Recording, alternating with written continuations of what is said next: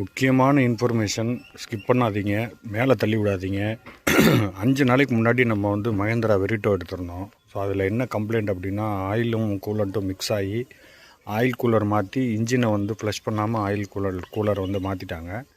So நம்ம எடுத்தப்போ வந்து பார்த்திங்கன்னா உள்ளுக்குள்ளே வந்து அவ்வளோ இருந்தது. அதை நான் எப்படி இருந்ததுங்கிறத காட்டுறேன். ஸோ இந்த மாதிரி தான் இன்ஜின் ஃபுல்லாகவே இருந்தது. ஸோ இது எல்லாமே வந்து ஃப்ளஷ் பண்ணி எடுத்து oil cooler, thermostat assembly, radiator, reserve tank இது எல்லாமே மாற்றி நல்லா வண்டியை ஓட்டி பார்த்து நேற்று நானும் கஸ்டமரும் திருச்சி வரைக்கும் போயிட்டு வந்தோம்.